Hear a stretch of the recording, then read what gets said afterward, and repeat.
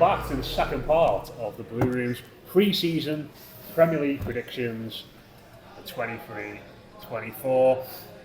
and we're going to talk about Everton. Everyone's favourite topic.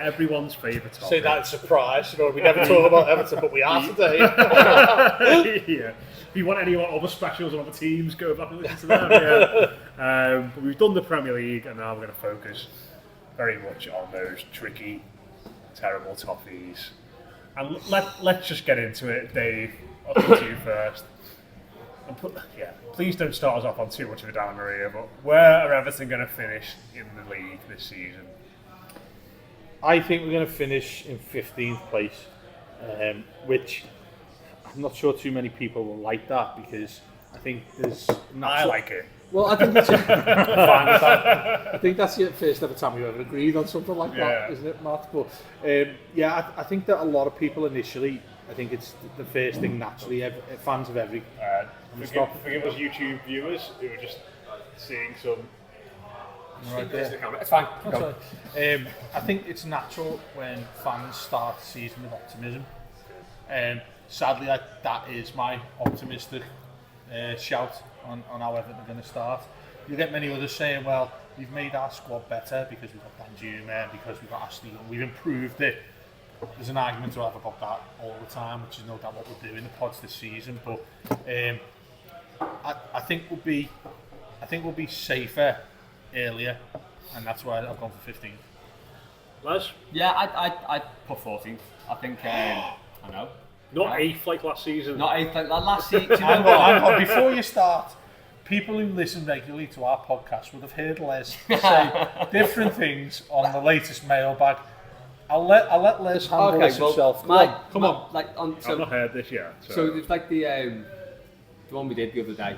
I basically said, you know what, if you finish 17th, we can't really argue with that. Got all sheepish now. No, I'm saying that would be like... That seems very fair. That would... No, what, like, my point was, people saying we're going to finish 17th, and then people saying, that's really pessimistic. Well, it's not, because we finished 16th and 17th the last 2 seasons, so... Very optimistic. Yeah, well, that's it, 17th represents, like, steadiness at least, so... Yeah. But I do think we'll finish 14th. I think there's teams who are going to be worse than us this season, which, no great barometer that. But, yeah, I do think we'll have, like...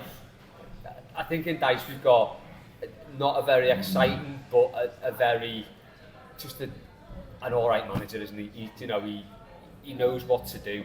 He got us out of that mess last season. He deserves to have another chance at it because, Dice knows who we get. It's not like, you don't want somebody do a Wolves or something, do you? Or even Bournemouth. Like, we don't want to go down that road again. So he earned the chance to go again this season. I think it'll be very unspectacular. But yeah, I think 14th. It's kind of like, spoiler, you're going to go on to another question about points totals. I think that will fit into that. I think we'll get 14th. I don't think we'll be in too much relegation trouble towards the end of the season. Probably safe by the end of March. Unspectacular, but... That's amazing. It does, yeah. Boring as fuck though, isn't it, really? Oh God, I love that. Yeah. Unspectacular, but quite steady season, I think, yeah. Pete? Yeah, I'm slightly more optimistic. You said 8th before. 8th? No, I didn't. Yeah, you did. 12th. I think you said 9th. Close enough. As you said, we all blathered in all different Rewind it back. No, I think we'll finish. I think we'll finish 12th. I think, or thereabouts. Obviously, I think with Sean Dyche, I think the starts that we've had for the past couple of seasons, and in terms of how deflated the team have got so soon and so quickly, and the amount of points we just kept losing week in, week out.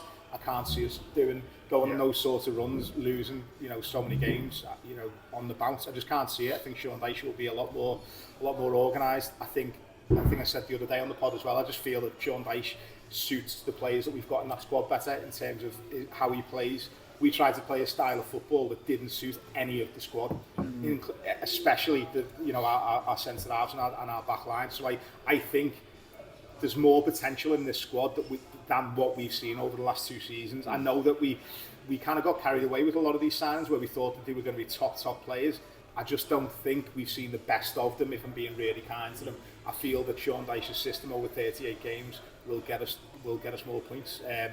That's just the way it is. I think Sean Dyche will approach it a game-by-game basis, and rather than it being getting to the last 10 games of the season and needing to get those wins, I think he's going to approach the whole season like that, and we could surprise a few people. What was the so I think he had 17 games, didn't he, last season? Or maybe 17, maybe 18. We got 21 points, didn't we? Yeah. So what was the sort of like? Can anyone remember what the sort of thing was when he'd taken over? What the table I mean, the fact like? that we were getting more than a point a game is like that's good Yeah. for us, isn't it? Like that.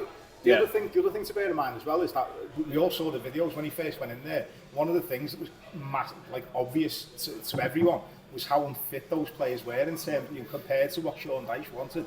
He was putting them through the ringer to try and get them to speed. Like the PE teacher. But he's had a full pre-season with them now. So, as I say, there are problems in that squad. There are players that we're lacking. There's certain positions we need strengthening in.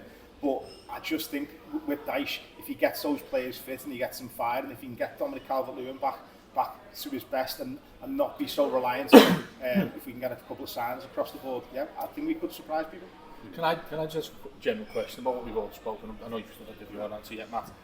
But I think we've heard two different ways about finishing the positions we've all mentioned. You just said there a lot about Dyche, how the team adapts to what he wants, and then generally I think me and Les have gone in the direction of, well, we'll do this because there's a load of teams who are worse than us. Do you know what I mean? I don't think I can, for what about my answer, the way you've leaned into this, I think is really interesting. That it's more, this is pro Dyche, this is because he's getting us in a position where we're comfortably going to stay up, rather than we're saying, we're really grateful that we've got 5 or 6 teams that are worse than us. Do you know what I think it's probably a bit of both. That would just be like a normal, like functional Premier League team next season, and there will be teams who are like bigger basket cases than us. Right. I think the current squad as it is would be in a similar position to last season. Because I look at centre half, and don't want to go too deep into it now because we're doing like general predictions, but like the fact we've lost our best and third best centre back from last season and not replaced them.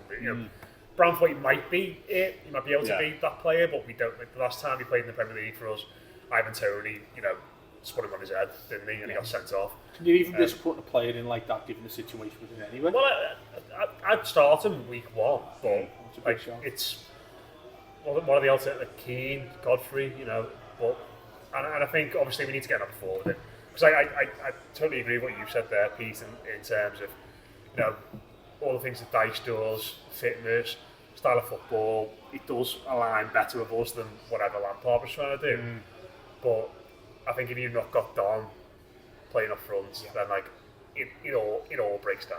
Like, because to play it, the style of football that Dyche wants to play, you need a striker that can run into the channels, challenge in the air, hold the ball up, do loads of things, basically that not many strikers can do. And Calvert-Lewin can do that, but Mope can't do that, and Danjuma, as talented a player as he is, can't do that. And like all of a sudden it's like, if this pivotal player, it's mad that we're here again in this situation, isn't it? We're saying like, if this lad stays fit, then we'll be alright, because we've been here 2 years now. Oh my God. It's infuriating. And like, I get it, the skins obviously aren't. People like, I think if they go out and sign someone like the lad from PSG, TK, or Daka from Leicester, they get more bodies like up front, I think we'll be alright. But I think this current squad as it is probably going to be in a very similar position to where it finished last season. There's not enough goals, in the team. Do you think Shadams would be a good signing? Yeah, I like him. Yeah. I think he would be. He feels like a good go-between. Yeah. He's like sort of not Calvert-Lewin or not Mope. He's like a nice mix of the two, isn't he? But I feel like it's mad to say, but I feel like with Dyche, the striker is obviously you want your striker to score goals, but it's like it's more than that, isn't it? Because you play so direct under him, you need someone to basically just win headers and get the ball down and get you up the pitch. That's and then you get your free kick from that, and then that's where you might score. It's not like you need someone who's going to occupy defenders as well. We saw it's no coincidence for me that we saw the best out of the Decore in the second half of last season. Because it was all to do with having people breaking from midfield. We hadn't had that for so long. The thing is as well, I like that kind of football. Yeah, it's like it's a very Everton way of playing, isn't it? Yeah. You get the ball up quick, you get the flick-ons, you get the knockdowns. It suits Goodison as well. Yeah. Passing the ball across the back kills the atmosphere. Kills it. You think about even like say Calvert-Lewin is fit for every game this year. Like I still don't think he'd have as good a season as he did under Ancelotti, because you think about him at that point, he was the point of the attack, which had Rodriguez, Digne, Richarlison, Sigurdsson, like all like Gomez was playing well, and like a lot of the goals he scored then was like you're putting him on a play for him, like Digne and Richarlison works on the left hand side, Digne gets in, he crosses it, he's there, and like that's it was just very Jalovic one touch. That's not going to happen with this team. Like if he's going to score goals, it's going to be from set pieces or things breaking through in the box, and that's why I sort of think like you don't need the Dominic Calvert-Lewin that's going to be a poacher like he was under Ancelotti. You need the Calvert-Lewin, probably the one that we had under Silva and before then, where like the lad who's going to run the channels and get you up the pitch, and Are you saying right wing back? I was just thinking that. But if Koeman back now. But I think this current squad struggles. But I think if we make 1 or 2 additions, we'll be all right. But I think centre back is a big worry. With that in mind, I'll come to you, Pete. Is Michael Keane going to be our top scorer this season? Who's going to be leading the goal scoring charts for us? I've said this before. If you play Michael Keane up front of season, 15 goals. I think it's a toss-up between Danjuma, it's obvious one, isn't it? Danjuma or Dominic Calvert-Lewin. If Dominic Calvert-Lewin stays fit, we get him fit and firing. I think he'll get goals. But again, it depends what happens in the next couple of weeks, because if we pull someone out the bag, who hits the ground running, you never know. Dwight McNeil's a massive loss for us for the start of the season. I think that Dwight McNeil was incredible for us, in particular the second half of last season. You saw it against Brighton in particular, Brighton away. That was unbelievable performance. It was incredible, and it gave us all that belief as well that we could go out and play football. So I think that if Dwight can get fit, start banging a few free kicks on. The one thing I will never forgive him for though at Brighton is not heading that goal in, the tapping. When he tapped it in. I can't believe he didn't with his right foot. Like he's so left-footed. Like he ran over the goal, he ran around, didn't need to tap it with his left foot. It's pissed down as well. So that grass would have been lovely, nice and slick to get. One of the most iconic photos ever, though, with the fans proper kicking off. I love that. It was almost like endearing from him, wasn't it? Like how much he didn't want to touch the ball with his right foot. It was like he was celebrating. He was like still tentatively just kicking it along. He needed something better than that salute, though. I thought it was perfect because he was fuming and he was just like, hey! Like Dwight McNeil's not you think about Richarlison celebrating goals, like he knows what he's doing, and he's quite cool and suave, and knee slides. McNeil's not a knee slider, is he? He's always quite awkward and a bit nerdy, which is quite endearing. Seems like such a nice guy. He's actually gutted he scored to upset people. Dave, I don't want to put this in, but who do you think Dave's top scorer? I've had quite a boring answer to sort of along the lines of what Pete said there, in a nice way. I've gone with Danjuma, but for probably a little bit of a slightly different reason in that all we've heard a lot of is how versatile he is. And I think given Calvert-Lewin constant injury situation, I think given a player that is versatile, I think he's like a level up from Damari Gray, who we tried to do that with a lot. And what you're talking about there, Matt, about DCL and what he has to do if he's in there, I think the other, to go a little bit further on, I think the main issue is going to be getting people in and around him as well. And I think Danjuma is going to do that, but I also think that I've seen clips, I've seen the usual YouTube stuff that most people watch and all that, is that he can play as a centre forward. I don't want him doing it for more than say 10 games in the season, because then it'd be really uncomfortable that you're doing that with a player you want in a different position. But that's why I've gone for him. I know it wasn't one of your questions, Matt, but in amount of goals is what I think's going to be really difficult for us. I'd be really surprised if anyone gets more than 10. If anyone gets more than double figures with us.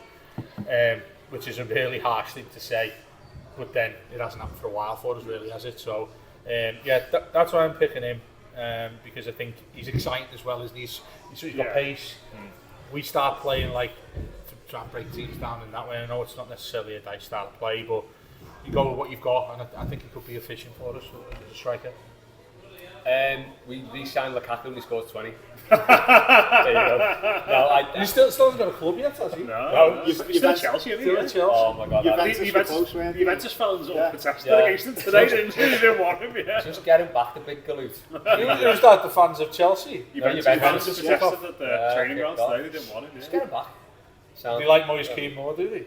Is he still there? He's still there, yeah. He scored against Real Madrid in pre-season, He was what? He scored against Real Madrid in Did pre-season. he? I thought you said he was linked with Real Madrid. Like Nikita Jelavic did though as well, do you remember? That's true. Oh, great pre-season. In the States? It was a That was a great pre-season. John Stones with the little chip. Oh, that is the best penalty ever, by the way. Who was that game against? Juventus. Yeah.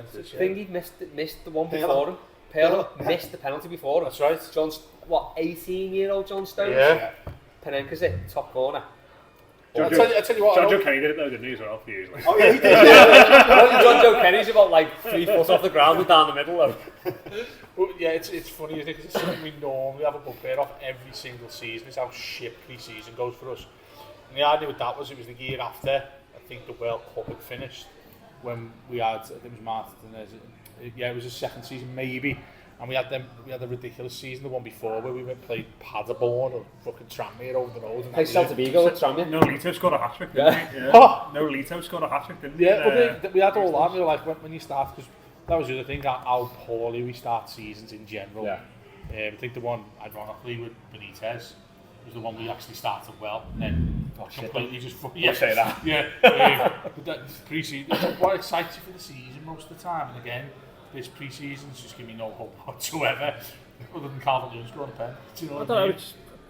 It's been solid, hasn't it? Yeah. Against who though? That's the problem. I feel like We're getting ready for next season, beating championship teams. I feel like the club have realised. I've said this on like another show. I feel like the club have sort of realised what they are now. It's like we're not a club that needs to go on these big flashy tours to the States or like the Far East and be like, you know, look how great we are. Like, you know, everyone loves us. Look at all the fans. You know, we're not.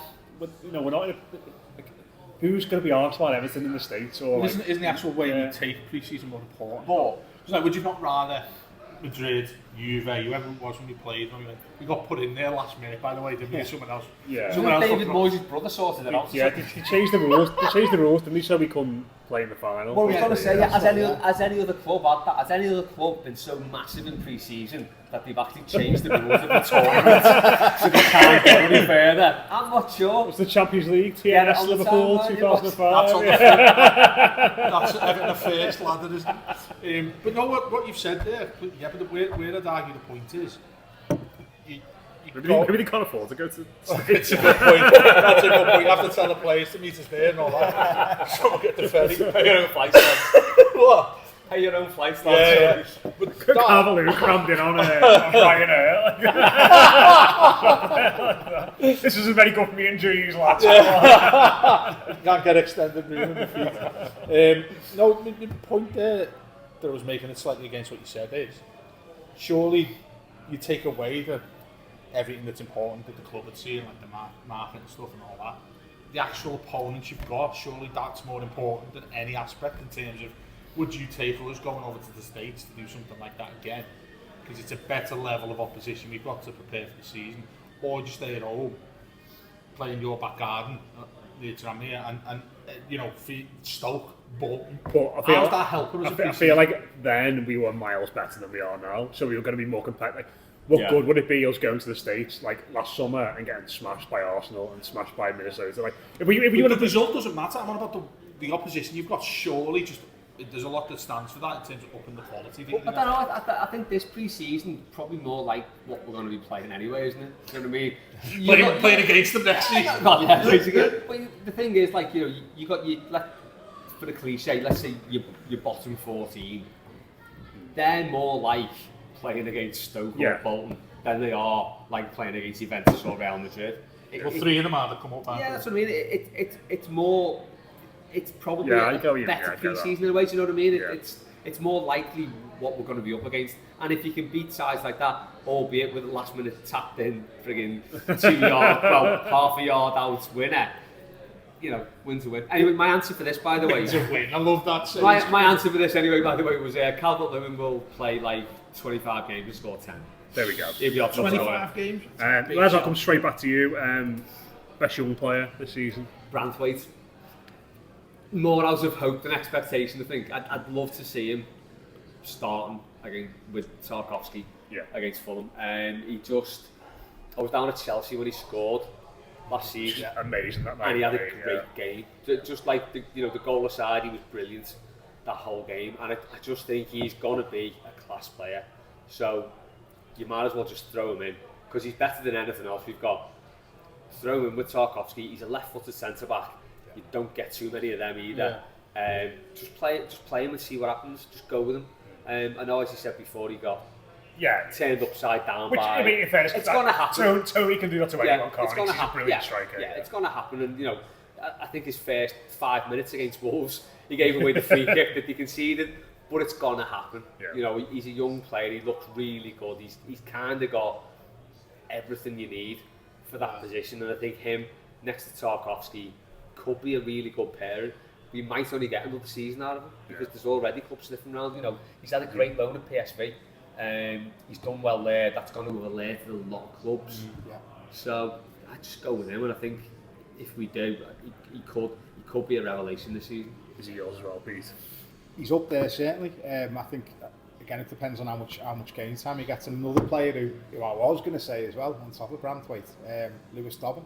It depends on what happens with him. If he goes out on loan again, obviously it's null and void. But I've seen a few people criticise Lewis Dobbin and the fact that he missed a couple of chances.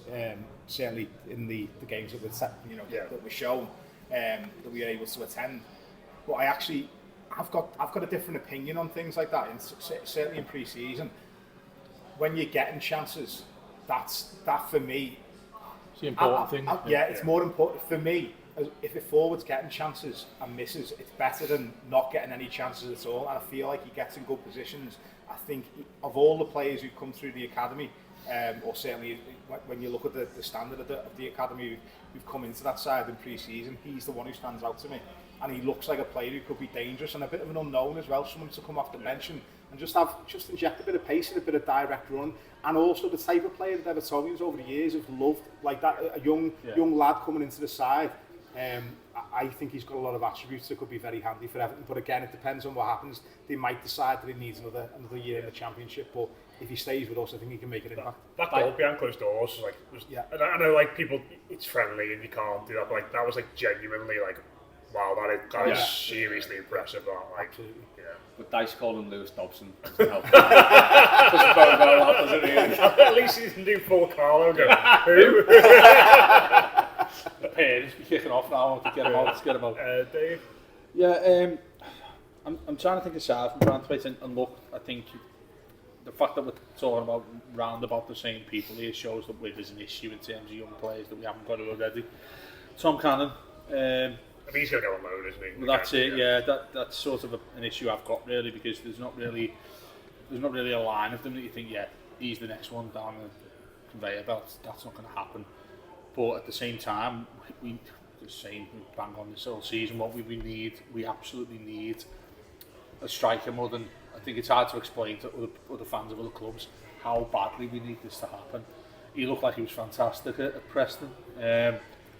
Knowing their manager relatively well, he just adores him and thinks that he's ready for Premier League football. He looks like he's got one-touch finish as well in him. Exactly the kind of thing I think we need. So I don't know. I don't think I can count picking him if he's back out on loan to Preston or whatever. It's Branthwaite, and the thing about Branthwaite is like I said, he fits in like a shoe, doesn't he? Coming in that back four. I also think he'll be pretty content if we go with the 3 centre backs as well. I think he'd be comfortable with that. I think the main arguments we had at the start, even we might have been before recording, is do you start him straight away? Or do you go with Keane and Tarkowski? I don't think it's any. I'd start him, but he won't. Exactly that. Yeah, I don't think it's the wrong thing to say about Dice having the bottle to do it, but he's going to go with our podcast. He's going to go with what he's got in terms of Keane and Tarkowski. And look, I think already you've got a lot of shouts that you want to see him in the team immediately. If things don't start too well, Fulham at home, Villa away. You start with that and think we can see the goals. I think that's when you push him in. I'd love it if we don't see him until about the 5th or 6th game, where you're just giving someone a rest, maybe in the Carabao game that we've got, and then you sort of ease him in. But we're not going to be in that situation. So I could see him knocking out 25 plus games. But easily. He's recorded last week with Adam Jones, and he made a great point, like where like Branthwaite now is like, as much as we see him as a kid, like he's gone and played in a team that was doing well in the Europa League. Yeah. Like he's not going to want to sit on the bench for Everton, is he? Like he's going to want to play regular. He's probably thinking now, like, I'm ready to play. Yeah. He's not a 17-year-old anymore. I want 21, is he now? I think. Like the ironic thing is, Matt, he's had better experience, if you like, from Keane and Tarkovsky, even though they're a lot older than him. He's gone and performed at top level in European football. That's got to stand for something, hasn't it? So you have to look at him and think he's ready. Yeah, absolutely. The size of him huge as well. He's a big lad and he's quick. He will have a mistake in him. Yeah. He's a young centre half. But it's like John Stones, isn't it? But we have to be more patient without the fucking Cruyff tails. Yeah. I'd say another player as well who wouldn't be surprised, depending again if at any point we switch to 3 at the back, another player who's kind of gone under the radar for that other left-hand side centre half position. I wouldn't be surprised if Mikalenko ended up playing some games in that position. Because I look at Mikalenko and for me, if you're going to play him at left back or left wing back, I just think it's a waste. Yeah. I think Ashley Young coming in, I think he's our starter now in that position. Yeah. I actually think that Mikalenko, given his attributes, he's actually good at one-on-one defending. That's his best attributes are defensive. Yeah. And I look at Mikalenko and think, would he offer a nice balance as a left-sided centre-half? I know that Seamus Coleman never played in a 2 though. No, never in a 2. But if we did go for that 3, I wouldn't be surprised to see Mikalenko playing at least some games there. Not saying, instead of Branthwaite, I'm not saying that I would prefer him to. But I think that Mikalenko could find a new position in that. Before I said any dickhead can play full-back. but there is a case for if you're a centre-back and someone sticks you out a full-back, it's a terrible situation to be in. And I think he's definitely more centre-back than full-back. I remember what James Garner did at the end of the game. But, that position, dare to say it, is more comfortable for most players to go play in rather than you having to throw them in someone they're not used to. Oh God, But I think that with Mikalenko is really interesting. Well, I was just going to say, on to like the biggest surprise, like mine is Branthwaite, by the way, if you're a player, I think you've all articulated really well why, so I won't go into that too much. But I think like my big surprise this year is going to be I think Ashley Young will do well, but I don't think he'll play at left back hardly ever. I feel like people are over-exaggerating the fact that he's played left back loads where he really hasn't. Like for Villa last year, he played like I think 25 of his games were a right back, and like not many at all at left back. I actually thought on Saturday, in playing left back, he was our worst outfield player. Really? Like I think he got skinned quite a lot. He got caught out of position. Whereas when he played against Wigan, he was a bit further forward. He looked really good. But I think he'll have an impact, like playing left wing, right back. Obviously with Patterson being injury prone, Coleman being a bit older now. Coleman being a bit older. He's 4 years younger than Ashley Young. I did want to ask you about that when you mentioned Ashley Young. No issue for anybody who's 38. It's an issue, isn't it? It's no age. But I don't think he's a left back. Whereas I think everybody else seems to think he's left back, but I just don't. I think he's like a left winger, a right winger, or a right back. So you wouldn't start on left back then?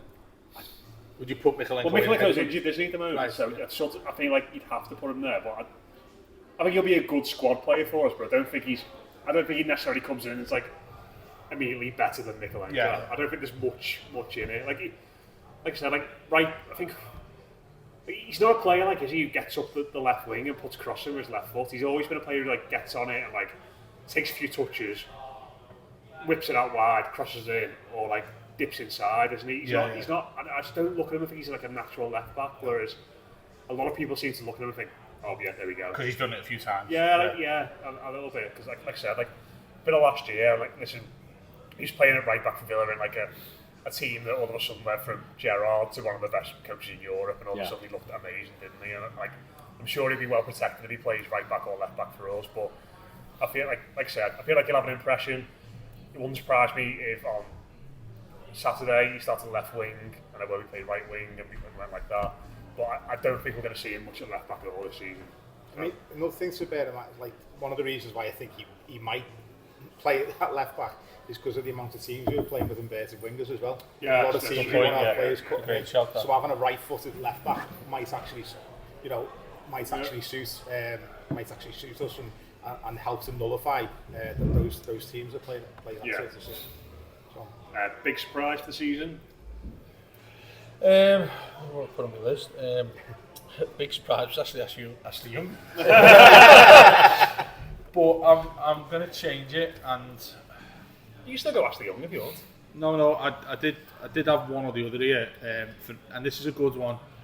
I think Michael Keane will be decent, and I know that's. He was mine and Moses last year, you know. We said exactly the same thing last year. And people think I've gone for that because it's an easy one for everyone to laugh about. It's an easy one to talk about, Michael Keane. But he gets a tough life, doesn't he, Everton?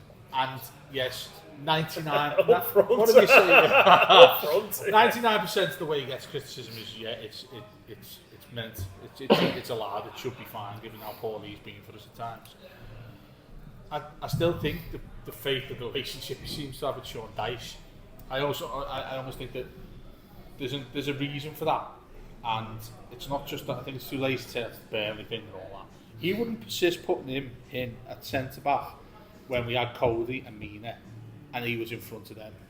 I think that's a massive statement from Dyche. I don't think he binned him off. He did bin him off, didn't he, last season? That's right. But I was astounded. There was a standard he didn't stay in the end with Cody. I know it's a different subject, but he was above him in the pecking order, and I thought that was I was astounded by that when he came in. That he came in and put Keane ahead of Cody, Mina as well.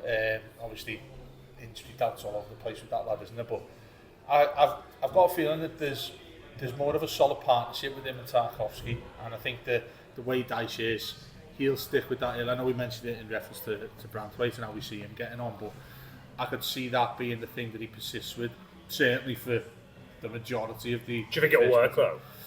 Yeah, I do. I think it'll work because I thought an issue we've had for a long time, certainly going back to Lampard as well, is how far up or how deep we play.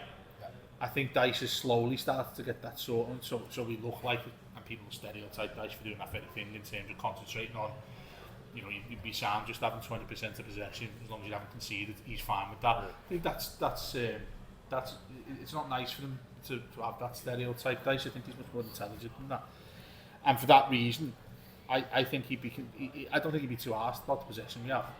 No. The defensive side of it's obviously going to be much more important to us than scoring goals. So we'll sit here all night and talk about how we're going to score goals, how we're going to get more than 35, 40 goals a season. How are we going to do that? We're the worst in the Premier League at doing it last season. So therefore, the pragmatic way that Dyche is, I don't think he's asked. I think he's asked about picking up points in the best way, I think the most efficient way that Everton can do. And I think that Michael Keane will have mostly sadly for many people, I presume you're listening to this, but I've been made up. If you had a great season, I'd be absolutely buzzing. Yeah. There you go. I don't think he will, but that's it. You may well take the piss, but it might be my moment where Les was fantastic with his bottom three shouts. This might be mine. This might be mine. Michael Keane playing for England. When Keane wins the Golden Boot, you'll be. So would you start Keane ahead of Branthwaite next week? Yeah. People might turn off listening to that, but I will do that because I think it's dangerous, maybe a little bit old school to say this, but I think it's dangerous to put on a kid who's got virtually zero experience in the Premier League, even though he's a better, and keep this in mind, and I've said this, he's a better central defender already over Michael Keane. I still think you've got to bed him in without just saying, yeah, he's better than Keane, get him in now, because young players can suffer like that. If something was to happen, look at Godfrey, for instance. Yeah. When things like that happen, kids, young players who come in with relative, what are you laughing at? I'm just thinking, is this you don't win anything with kids? Is that what this is? We haven't got any apart from it. Dave, Mark Morrison, Alan Hansen. Oh God, Hansen, Morrison. Yeah. One of those Coblites. Bill Nolan, so on. To answer your question much more shortly, I would start Michael Keane ahead of Branthwaite, and yeah, I'm open DMs and all that if you want to have a go. Biggest surprise, Les, this season? Dele's going to play for us. Oh, like that. Yeah, I mean, it'd be amazing, wouldn't it? Yeah, it would be great. I do think. I think there's a definite plan in place for him at the club. You know, they probably could have easily just binned him off now after everything. You know, he clearly had issues when he joined us. I think you said on a few podcasts it looked like he'd fallen off the love of football. Yeah. He went from this player who was like dead dynamic on the ball, really happy. That seems to get drained from. Obviously, he's done those interviews since. And yeah, I just think the club seem to have, you know, a plan in place for him, and I really hope they have. And I hope, you know, I've seen a lot of people on Twitter saying, "Oh, I'll just fuck him off." You know, he's too high maintenance, get rid. But I think you've got a duty of care, you know, as an employer and a football, you know, as a football club like Everton. You know, we get a lot of stick for being this like charity, basically, but they do that kind of stuff well. They do the human side of like the football club thing well. He said that in the interviews, didn't he, as well? He said that the club have been fantastic. Yes, and you know, it would be nice to think the club have definitely got a plan in place for him, and basically just saying to him, look, come back when you're ready. You know, Dice, there was that interview with Dice when he said he's miles away from, and that's fine. If he, you know what, if he's miles away, whether that's an injury, whether it's he's just not mentally right, it doesn't matter. You know, he's our player. Cynically, we pay Spurs an extra 10 million. 7 games he's got. Whatever, if he plays 7 games, but you know, if you can get him into a place where he's like, right, okay, I'm ready to play football again. I want to play football again. He's a fucking great player. He really is a fantastic player. If you can get him in the headspace where he's comfortable enough to be like, okay, this is my job, this is what I do, I want to play football again. Fucking give Spurs the 10 million, whatever, you know, just do it. You know, there was that little cameo against Palace. Yeah. You know, that whole performance against Palace turned that game on its head. Yeah. And I think that's my surprise this season. I would, again, more hope than expectation maybe, but I would love to see him play some games for us and really, you know, get back to that player he can be. You know what, and if he leaves after that and he fucks off and he goes somewhere better, whatever. But it would be a lovely story if we've been part of that rehabilitation and recovery story for a player like he's gone through what he's been through. So absolutely brought the mood down a little bit there. That's my potentially uplifting story. That's my I think that's my surprise of the season. Yeah. On that subject as well, just before I say my one, I saw this amazing. There's a couple of really good banners that I've seen from the supporters, which I think Blue Doodler did one, which was, you know, fantastic. It was straight down the Gladys Street, and there's been a couple of more which look amazing. So I think the Evertonians have obviously we've shown that, you know, we fully back them and fully support them, and it's like you've touched on, it's the best club to be at. If you need help, and if you need, you know, if I think Everton Football Club are great at doing that type of thing. Even the Park End. Yeah, even the Park End. We're quite compassionate, really, you know. Yeah. Despite what people say, we're all right. When you've got off, that's when you start being nice. No, you can't boo players if you're not on the ground. There's the title of this podcast. I wanted to say a note on Dele Alli, with me and Pete certainly anyway, and various other people are going to get involved in doing, not a documentary on him, but in terms of talking about mental health in football and things like that, because it easily falls by the wayside. We were talking about this, weren't we? So not just based on Dele Alli per se, but because of the impact that's had in terms of mental health, and I think he's been incredibly brave in the piece that he did with Gary Neville. So we're going to be having a chat about that soon, and as we've always say, if anybody has anything like that, they want to get in touch with us, the door's always open with those matters, isn't it? Oh, 100%, yeah. Sorry, Pete. Sorry to put that on the downer there, by the way. Surprise of the season. I think we're going to shit out a 1-0 win at either United or Mordor.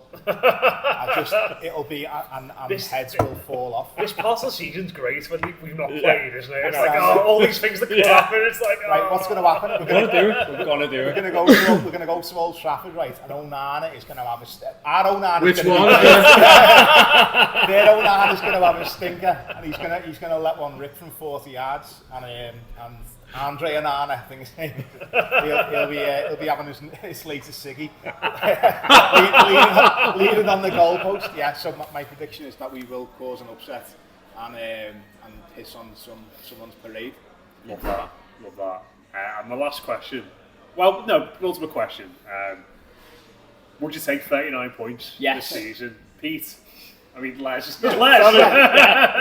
Yeah, stay in the Premier League. If we cross what you said in terms of finishing 12. No, that's what I think we'll finish. But would I take 39 points? Okay. Absolutely, yeah. I mean, yeah. I said the other day as well, that's the target. It's the target from day one. I think we need to go into the season to be realistic. I think we've got the right manager to do that. I think he'll take it game by game. He'll treat the entire season the same way he treated the last 17. And I think we've just got to grind out point after, every point counts. We've got to grind out every result. If we get 40 points or 39 points by January, then great. But if we've got 39 points in May, then fantastic. At what point does the threshold become like, I'm not sure I'll take that? Like, would you take 37? Well, it depends where everyone. Well, that's the point of the prediction. I think 39. I mean, obviously, I think it'll be similar to last season, where 36, 37 points will keep you safe. Dave, 39. You having it? Yeah, I'd take it, but with the caveat that I think that would be comfortable given the amount of shit teams in inverted commas are going to be below us. There's going to be at least 3 below us if we get 39. No, it doesn't get you 8. 39. I said 14. 39 will get you thereabouts. Yeah. 39 to 14. About there. Well, if City and Arsenal get like 90 points each, it's generally around it. What did Bournemouth hit in the end? Bournemouth got about 41 or 42. Yeah, was it? And then that got up 15th, was it? Yeah, it's thereabouts. Yeah, so I did some research into this. I had a little look at past points and stuff. Just voting it down on paper. I'm going to take you back to the 90s in a minute, but first, the last team to go down with 39 points was Birmingham in 2010-11. They were the last team to go. There's only one on 40, was it West Ham? West Ham went down. Went down. Wow. Back to the 90s, there we go. Right. First season of the Premier League, Palace went down on 42. He has written it down. I have written it down because I had to. Sheffield United went down on 42, 93, 94 the season after. And then Palace are southern brethren because they are basically Everton South. Yeah. They went down on 45 points. Wow. Can I was that 22? 94, 95. I don't think it was in 94, 95. 92, 93 definitely was 22 teams. I don't know when it switched, but you're right. 94, 95 wasn't. Yeah. And that was the season we had like 9 points in November.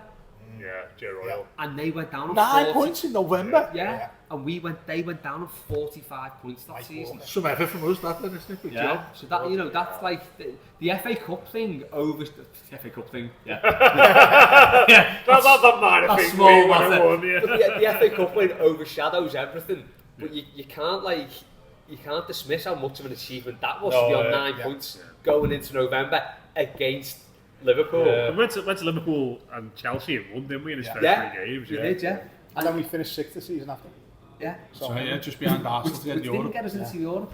No. It was because of a different European ban. Yeah. I think, do you know, the interesting thing as well, you think about the worst teams that have gone down. What was it? Derby. Nine. They got 9 points or something, didn't they?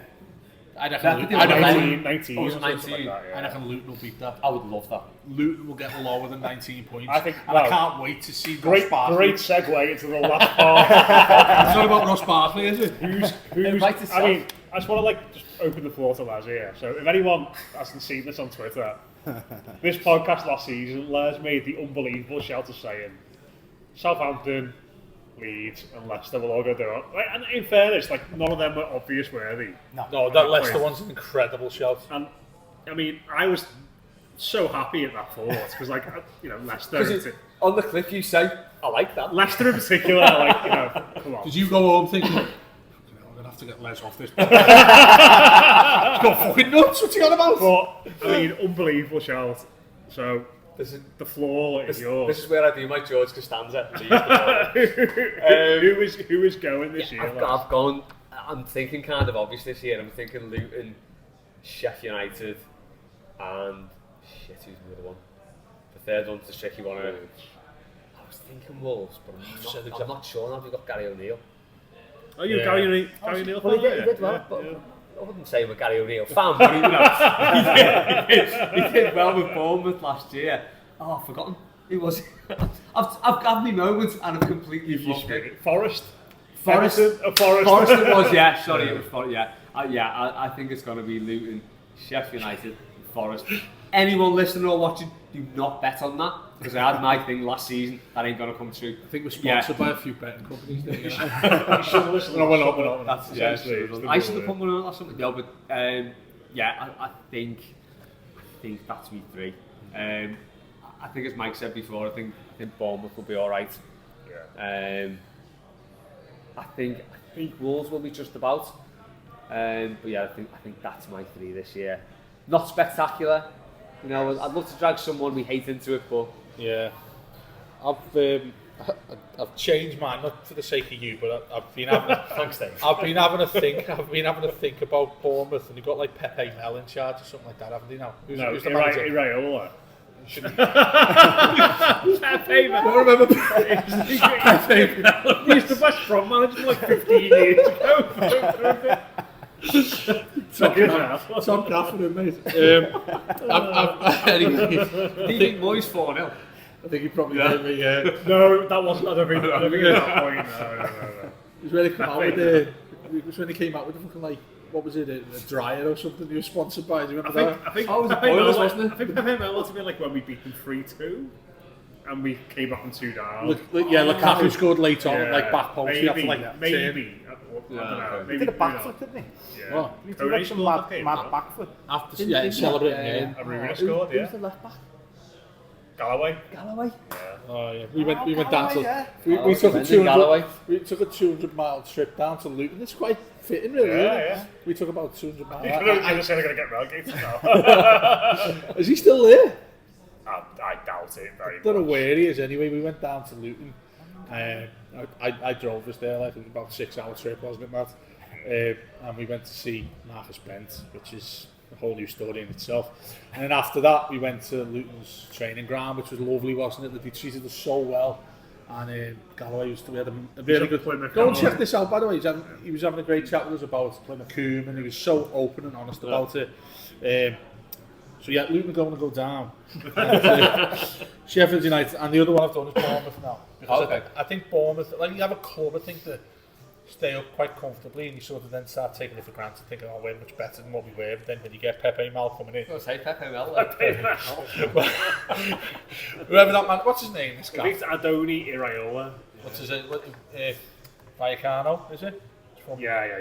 He's well. I don't know where he's been good. Apparently, he's done well in Spain. I don't really know. I'd want to do that, but yeah, I think Bournemouth are going to go as my 18th place. Heat. Solid. Yeah, I've gone for Luton, Forest. I think Forest. I think they're a ticking time up. I think Nottingham Forest. They signed far too many players in one big hit.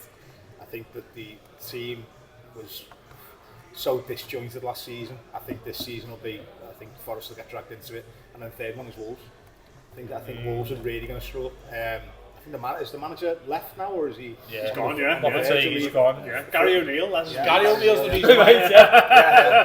Massive Gary O'Neill fan here. But I just look at that situation when you see that he was talking about guarantees of signing players at the start of the summer.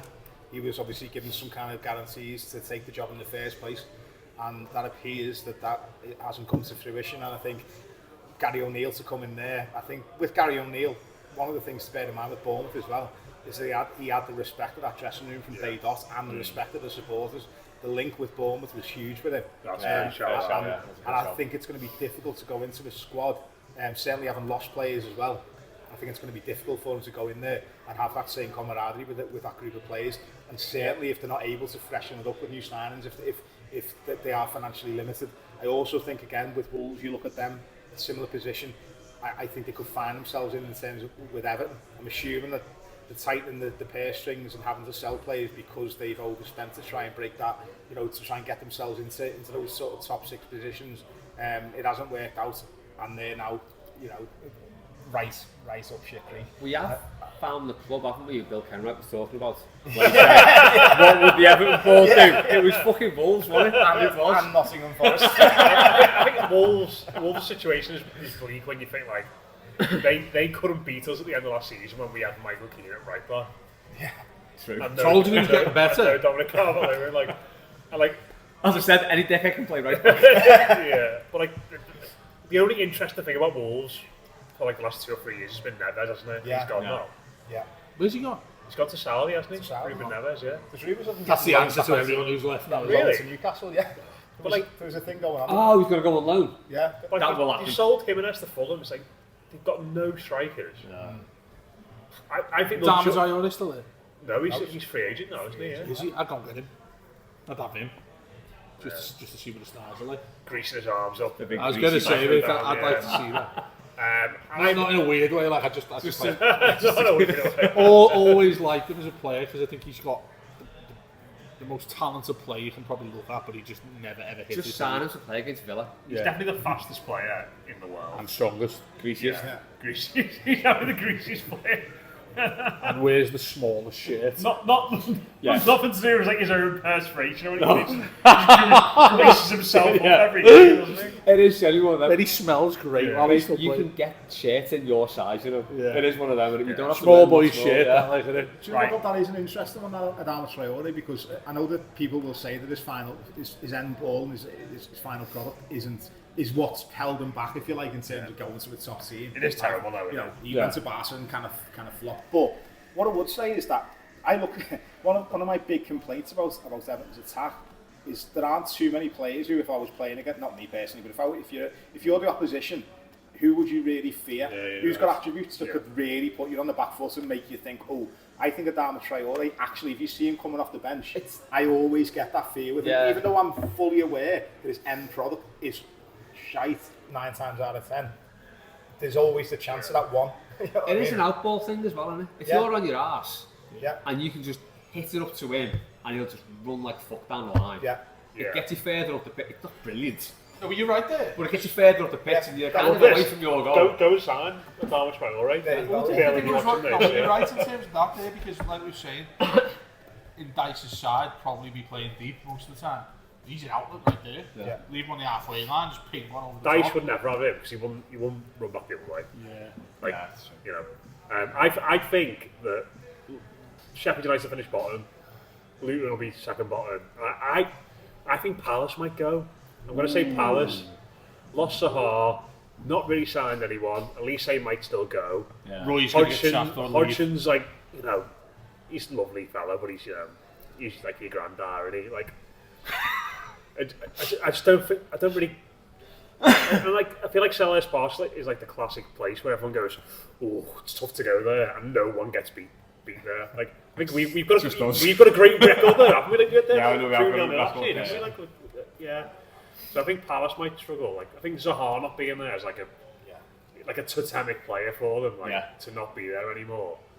Like I said in the other podcast, I think Brentford might struggle. I think Fulham might struggle. I think we might struggle as well, but you know, 20 teams might struggle. Yeah. The thing is, though, it does. You do feel like there are a lot of teams who could struggle, and that could see us right. Wolves are bad. Like that feels like they feel like a situation where like if things don't go well for them early on, like they'll be protesting, and it'll like it could get like a bit West Hamish, like where someone's like trying to put the corner flag in the middle of the pitch, like that bad. Soonest. I think West Ham will have a good season, incidentally. I think they'll do pretty well, despite losing Rice. I think Maguire's a really good signing for them. He's got a shitload of money to spend as well, haven't he? I think if they do get McTominay, Maguire and Ward-Prowse, they are 3 good signings. Yeah. I know very Moyes. they are very Moyes. Moyes. Maguire will be so good under Moyes. Yeah. He'll thrive under him. I think now. Ward-Prowse cost, what he's 30 million in one for? Ward-Prowse put those crosses onto Maguire's head. Like Maguire could be top scorer this season. Yeah. The thing, right? You look That's Dan Human and Keane. you look at Ward-Prowse, right, and that's basically what we did with Sigurdsson, right? Yeah. That's like Ward-Prowse now going to West Ham and not scoring a free kick ever again. It's not going to happen, is it? Well, we're going to finish off on what people said to us. And someone said we're going to finally end our. We haven't scored a free kick in the Premier League since 2018. Gee, really? That is astounding. Isn't it? It was the India against Watford. Oh, Jesus. That's horrific. Unbelievable. Let me just, we've just got a bit mad here, so try to find. Dina scored one in the League Cup. I'm sure. Lincoln. Yeah, obviously. Yeah, he did. He Yeah. scored against one against Villa as well. Yeah. Did he? No, that was Morales when he played for them. Right, I'm trying to find these. Just talk amongst yourselves for a second. We had a funny little period though, didn't we, where there's like loads of different people started taking free kicks and scoring. Remember Barkley scoring one? I think he only ever took one free kick and it went in. And then Morales, he got a few. Barkley was at Swansea. I used to love that game, Swansea. That 3-0 Swansea. That's when Coleman went catch slide, didn't he, when he scored? Yeah, kicking the Hordens in. He's still sliding now. You know, the best thing about it was pissing down rain. Like I said before, the pitch was lovely and slick. And he slid. It was just perfect. It's like he went out and tried it before the game. It was an elite knee slide, wasn't it? Yeah, exactly. Yeah. He gets to the barriers and just like stands up like 30 inches away from He had like a proper skull where he bit his head. Yeah. He shouldn't have done that. I don't think he did. I think his mum did. But Yeah, he said that. there was there was an interview with Seamus Coleman actually this summer. Just came out, obviously, to announce his new contract. And he was talking about the Swansea game, and he said his explanation for how wound up he was. He said he'd been having a terrible game. He said all his crosses were just going. He said he was getting that much stick off the away fans. He said so. You like the way we say we can be like a bit negative and like get on the players' backs. Yeah. Seamus actually said, to be fair, because of all the stick out he was getting, he just thought, I'm not going to try and cross it, I'm just going to shoot. And it flew in. So actually, we got the assist. I think Swansea's goal that night, like he came down his side, like in route legs or something, skinned him maybe, and then he scored for him. But we've had some predictions from people just randomly. So Maggie has said, I'll get food poisoning from a Goodison pie. Somewhat unexpected betrayals. Ooh, I like that. Somewhat unexpected betrayals. Okay. Twitter of humour with something innocuous. No, my karaoke? Yeah, Dave Humphries has gone with my Pickfield to score a goal. Pickfield to score a match-winning penalty and be sent off at different points this season. Mopay will never score again. We'll win the Goodison derby. James ESC has said Everton will not sack a manager this season. That's a shout. That is a good shout as well. Nice ball. It's been a while. That'd be odds on though, I think, if you want stuff a better. That has been a while. Yeah. PJM thinks we're going to go win at the Emirates. Not sure about that. Nice. The captain said Everton will finish 12th, Patterson will score a worldie from outside the box, and Calvert-Lewin will get at least one hat-trick. Okay. Against Everton. In the under-21s. And Dale Anderson said Onana will score at least one 30-yarder in off the post at home. Down the park end, hopefully. I don't think I've seen him shoot properly. He shot over at the park end last season. He hit the post against Sporting last weekend, didn't he? Yeah, it was great. lovely effort. It was. And Jonathan Bro said Calvert-Lewin won't play more than 20 games, and Dele Alli will be our player of the season. That would be lovely. That would be lovely. That would be lovely. Not Calvert-Lewin not playing 20 games. Dele Alli being our player of the season. Any other predictions to throw out there before we wrap up? Everton or otherwise? Or anything about the coming months? I think Ross Barkley will do well at Luton for all the shit I've gave him. Which is rightly so. Get about podcasts with Liverpool are going to be great, and Barkley's going to have a great season. My dad actually messaged me in the week and said, Ross Barkley signed for Luton. Yeah, he's shite. They'll keep them up. no, he's shite. You wait and see. We played him in September, don't we? I'm excited to see Ross Barkley get relegated. Yeah.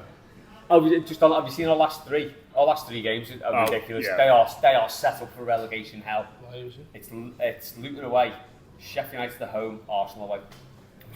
Why is it always that Arsenal away? I know, exactly. That is just relegation hell. Arsenal away, 4-1 defeat is just always on the cards. I'm throwing out. Let me take you back to the 70s.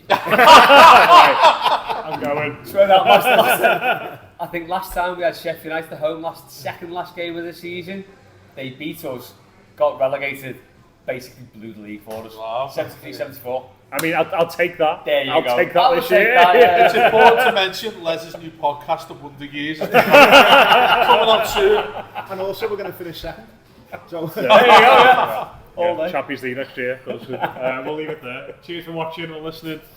That's been your big Blue Room preview of the season. Let us know your thoughts. Are Everton going to finish second? Are they going down? Post-match is back this weekend. Post-match is back this weekend from here. Maybe not this table, but you know, around here somewhere. It'll be lovely. So cheers to Les, Dave, and Pete. Cheers to Mike as well, who joined us earlier on. Off the top of these. We'll speak to you soon.